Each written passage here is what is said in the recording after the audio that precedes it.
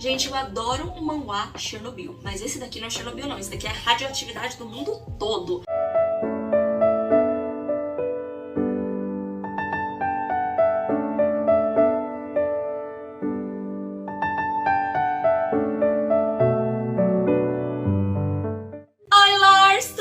Aqui é Isa, bem-vindos ao Dark Lore, e no vídeo de hoje eu vou falar sobre as minhas melhores e piores leituras de comics, manhwas, HQs, histórias em quadrinhos, né? Então eu espero que vocês gostem desse vídeo. Antes de começar o vídeo, já deixa o seu like pra não esquecer. Se inscreva no Dark Lore, me acompanhe nas minhas redes sociais, é tudo @Dark Lore Channel, e se inscreva com o Melians e Cuponomia pra ganhar um cashback em todas as suas compras nos principais sites como Amazon, Submarino, com o meu link que você já começa com dinheiro de volta na conta. Recados dados, vamos lá! Esse vídeo ele vai ser dividido em duas partes. Primeiro, as piores leituras e depois as melhores leituras do ano. E elas estão por ordem de menos pior a pior de todas.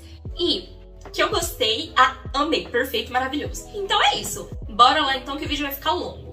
Começando pelas piores leituras, em quinto lugar, fica Define the Relationships, que é um ABO. E, gente, eu já não sou muito fã de ABO, vou ser bem sincera aqui com vocês. Mas tem alguns que passam ali no meu filtro, não foi o caso desse. Esse daí, realmente, eu detestei. Ele foi 2 estrelas, então foi o menos pior da lista, mas não quer dizer que não foi ruim, né? Afinal, eu li 72 livros e ele tá nos 5 piores do ano. Então, sim, ele foi ruim. E, basicamente, aqui a gente tem um conceito de alfa e alfa. Porque em Omegaverse, eu vou explicar aqui bem rapidinho pra quem não tá muito habituado ao gênero. Em Omegaverse é comum a gente ter 3 principais classificações, que é alfa, beta, ômega. Alfa seria, no caso, o dominante, o beta seria o mais parecido com a gente, humano como a gente, é a minha categoria favorita. E ômega seria o papel da mulher na sociedade, só que numa sociedade bem machista e que não cabe somente a mulher, cabe a homem e mulheres nesse caso, né? Então, basicamente, esse que é o mundo do ABO. Tem M-Preg, então, assim, homem cis que engravida, umas coisas assim bem testezeira.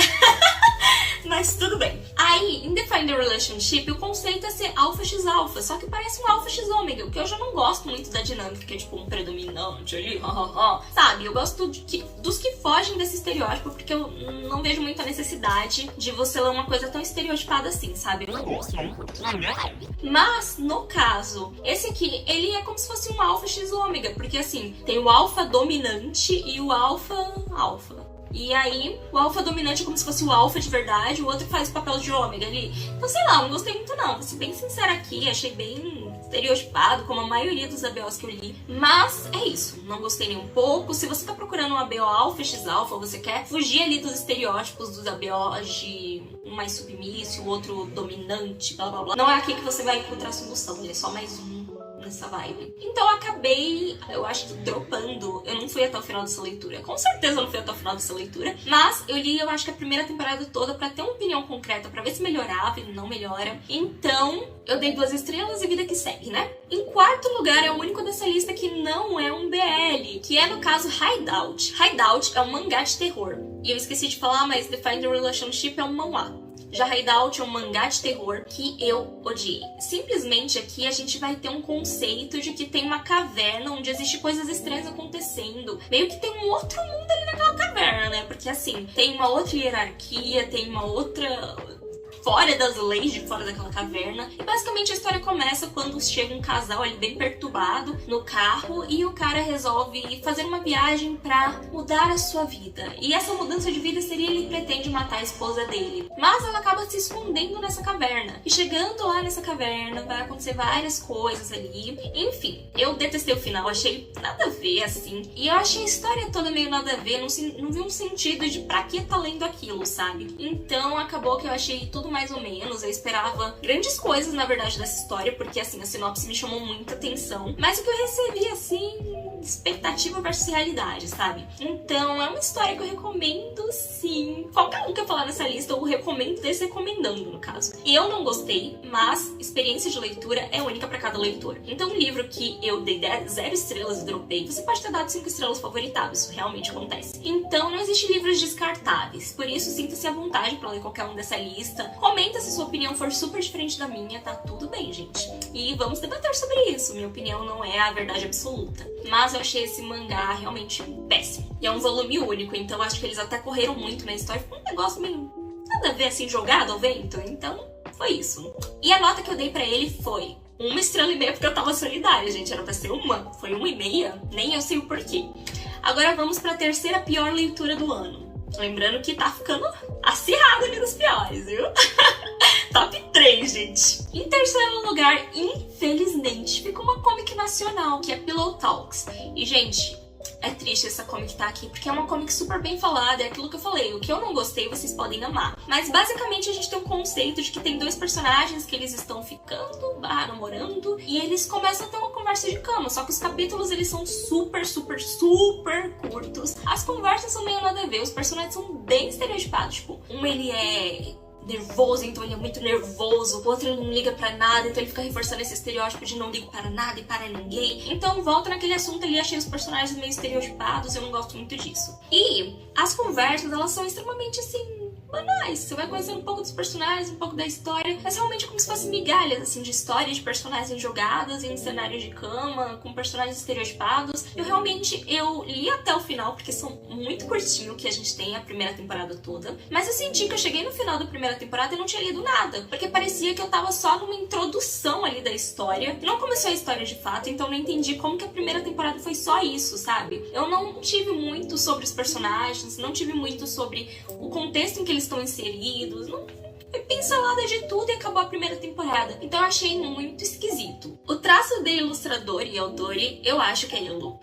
Eu gostaria muito de ter, porque assim, é lindo, maravilhoso, perfeito. Mas a história em si, eu acho que deixou a desejar, gente. Mas essa é só a minha opinião. Tem várias pessoas que eu acompanho que leram essa história em quadrinhos e amaram. Então assim, pra vocês verem como é questão de opinião. Mas, infelizmente, ele tá em terceiro lugar nessa lista com 1 estrela. E em segundo lugar, vamos para um manhwa chamado Lish Me Up. E basicamente, eu não tenho nada pra falar pra vocês sobre essa história, porque essa história é muito esquisita. Basicamente, eu acho que era pra mirar no BDSM, mirou na tara na coleira. E aí eu fiquei assim, A gente tem um personagem que ele vai até um pet shop comprar uma coleira pra ele mesmo, porque ele gosta de ficar usando coleira. E ele não é só ele gosta, tipo, nossa, eu acho bonito de coleira e tal. Então ele tem meio que um fetiche em usar coleira. Também não sei, gente. Não me pergunta, não sei de nada, só tô aqui repassando a informação. E aí, como se não bastasse, a gente começa uma relação meio esquisita. Porque ele meio que vai ter um crush ali no vendedor. Ele começa a fazer umas insinuações esquisitas no vendedor. Tem uma cena de assédio com o vendedor, que no caso é o ativo. É umas coisas bizarras, gente. Bizarras demais. Então, o que eu tenho pra dizer pra vocês, gente? O cara tem tara em coleira. É um manhwa sobre taras em coleiras.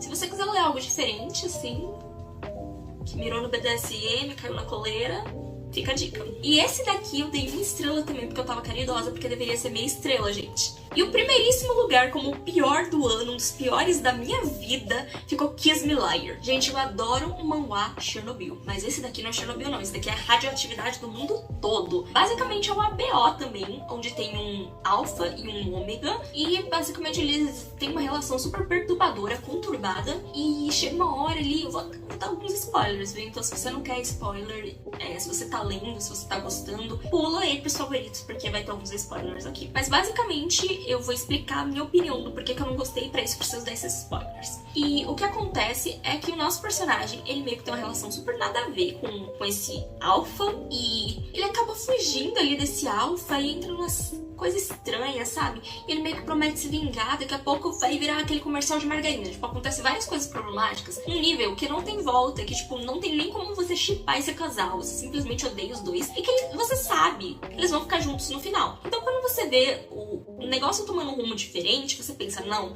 esse não vai ser mais um yaoi que acontece tudo de ruim com o personagem, coisas imperdoáveis, não tem nem química, e que vai juntar os dois como se eles não pudessem ser felizes com outras pessoas e se separarem. Mas é só mais um mês. Aí eles vão ficar juntos no final. Isso tá nítido. Mas quando a gente vê que ele tomou um rumo ali diferente de fugir, de não querer mais ficar com esse cara, você fala, não vai ser isso que vai acontecer. E quando você vai percebendo que sim, ele vai voltar com aquele cara e vai virar um comercial de margarina como se estivesse tudo bem também, você fica extremamente decepcionado.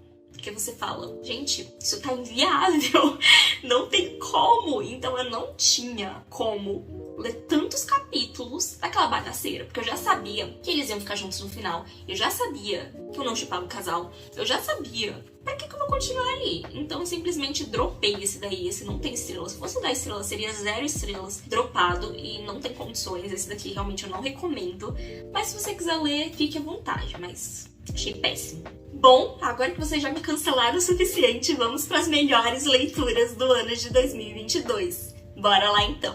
Então, em quinto lugar de melhor leitura do ano de 2022, ficou Walk on Water. Ele foi um 5 estrelas, mas não pegou favoritado, e por isso ele tá em quinto lugar, mas ele é perfeito, gente. Na minha lista vocês vão ver alguns Chernobyls, porque eu adoro, mas esse daqui, ele é bem fofinho. Basicamente, a gente vai acompanhar a história de um segurança, e esse segurança, assim, ele não tá conseguindo pagar as dívidas dele com o salário dele de segurança. Então ele acaba ali, junto com os amigos dele, num bar, escutando uma conversa de um cara que é hétero e que ele ganhou muito dinheiro com isso. Então ele fala, bom, é uma forma de eu pagar as minhas dívidas, não é mesmo? Então ele resolve arriscar a entrar nessa indústria. Chegando lá, ele conhece um cara que é tipo um produtor, diretor, e é tudo, é boss do boss. E ele vai meio que ter um crush nesse cara. Então basicamente é sobre isso, a história é muito legal, eu gostei muito mesmo.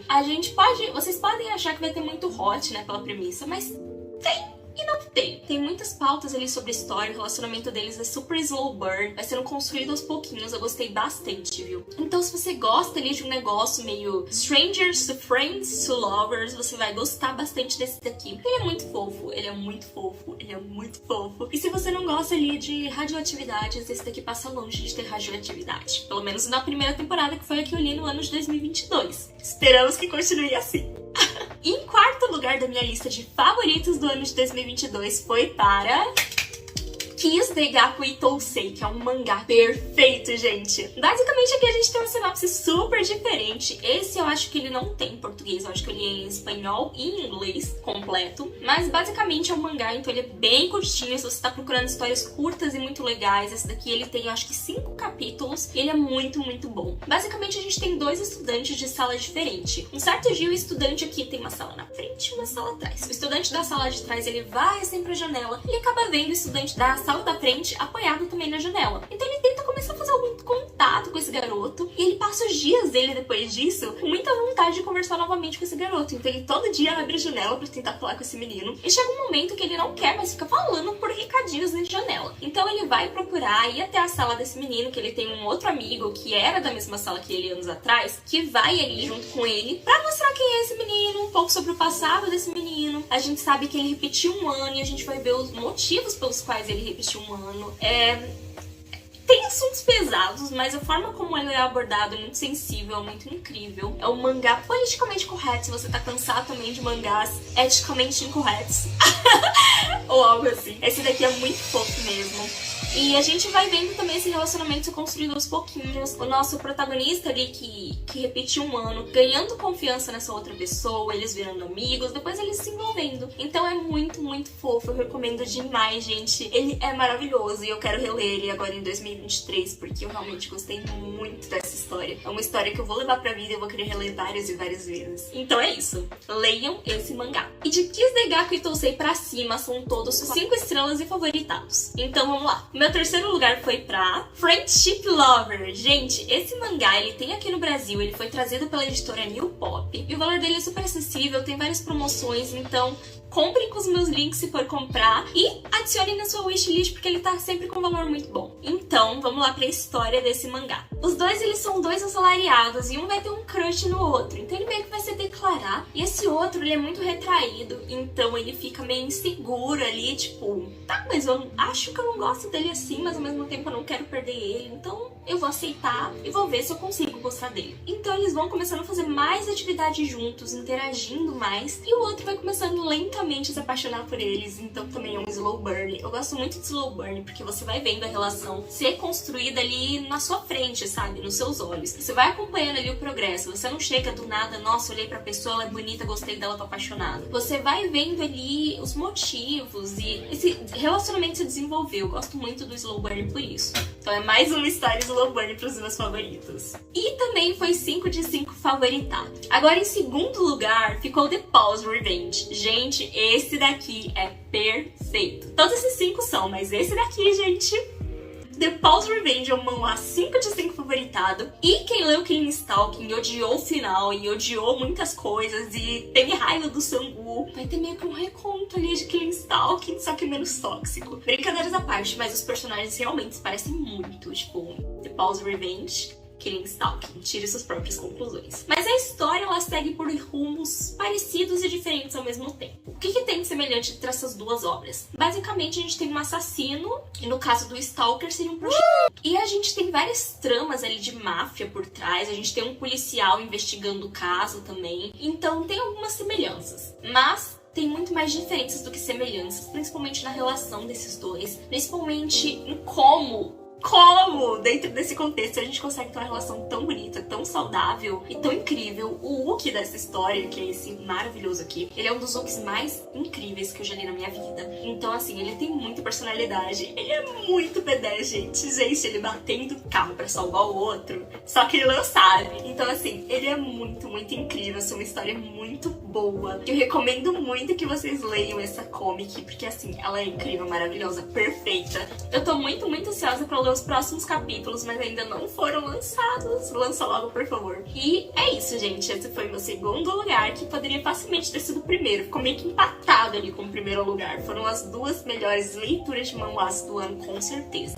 E agora vamos pro primeiríssimo lugar, que é Painter of the Night. Gente, eu demorei muito pra ler essas histórias. Por um tempo foi muito bom, né? Porque juntou bastante capítulos pra me ler de uma vez. E por outro lado foi muito ruim, porque eu demorei muito pra conhecer essa história e ela é simplesmente incrível. Aqui a gente tem sim radioatividade, tóxicos, Chernobyl. Mas é muito legal também como vai se quebrando ali aquela imagem, aquela relação negativa, vai se transformando em algo ao longo da história, sabe? E aqui a gente tem um pintor.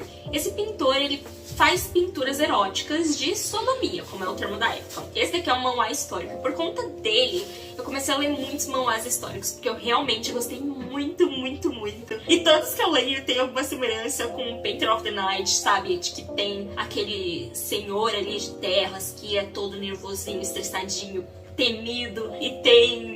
Ai, é sempre assim nessa vibe, só que nenhum supera Painter of the Night. Então, eu li vários esse ano e ainda assim, só Painter of the Night entrou nessa lista. Então a gente tem ali um senhor de terra super temido e ele meio que vive num castelão assim exilado. O pai dele não se dá muito bem com ele tem traumas do passado relacionados ao pai dele. E muito da pessoa que ele é agora tem a ver com coisas que aconteceram no passado dele. Então, ele é meio que feito de traumas e ele não consegue dormir. Ele é extremamente irritadiço, ele desconta a raiva dele em todas as pessoas em volta dele. Até que ele encontra uma coisa que deixa ele muito, muito feliz. Essa coisa, no caso, seria as pinturas do Nakyun. O Nakyun é um pintor anônimo ali, que pinta pinturas de sodomia, que na época era crime ser homossexual e era crime em relações homossexuais, então sodomia basicamente...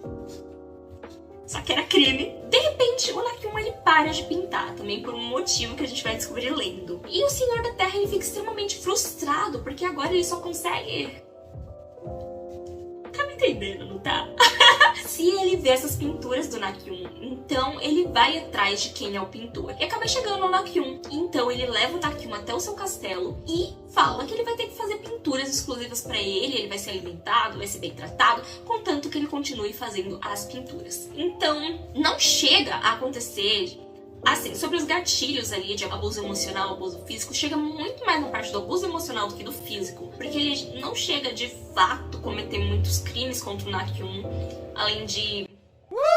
Porque ele ameaça cometer várias coisas contra o Nakyun, mas ele acaba não cometendo essas coisas, ele acaba voltando atrás. E a gente não entende muito bem o porquê até certo ponto da história. Mas o Nakyun é meio que uma pessoa que ele nunca chegou a, de fato, cometer grandes agressões, sabe? É muito mais a parte psicológica. Então, tem sim agressão psicológica, muita. Tem chantagem, tem várias coisas erradíssimas aqui, mas vai melhorando com o tempo. Então, se você consegue aguentar e ler, vai melhorando com o tempo. E se você gosta ali de um dark romance, de uma história de Chernobyl e tóxica, você vai gostar muito dessa história desde o começo, como eu gostei. Então é isso, gente. O traço é belíssimo, belíssimo. E é uma história muito, muito, muito incrível. E eu tô muito angustiada. Só quem leu até o final das temporadas que temos sabe como terminou. E eu tô com muito, muito medo do que vai acontecer nas próximas temporadas. Porque, gente, algo me diz que esse manhwa vai ir pra um caminho super triste, super trágico. E eu não queria que isso acontecesse. Mas o que esperar de uma obra que a gente tem um protagonista dono de terra gay que se apaixona por um plebeu que é um pintor de sodomita? Já tava meio que na cara que o final ia ser triste. Não é uma certeza, tá? Então não é spoiler, mas... tô ficando muito nervosa com isso, eu não quero que nada aconteça com eles. Enfim, gente. É isso, eu espero que vocês tenham gostado de saber quais foram minhas melhores e piores leituras de manhwas desse ano. Se você ainda não deixou o like no vídeo, deixa o like antes de sair. Se inscreve no canal pra receber mais conteúdos, vai ter muito sobre manhwas aqui no canal. E me siga nas minhas redes sociais, vocês vão gostar bastante do conteúdo por lá. E é isso, obrigada por terem assistido até aqui. Um feliz ano novo pra quem não viu o primeiro vídeo do ano. Beijinhos e até! Tchau!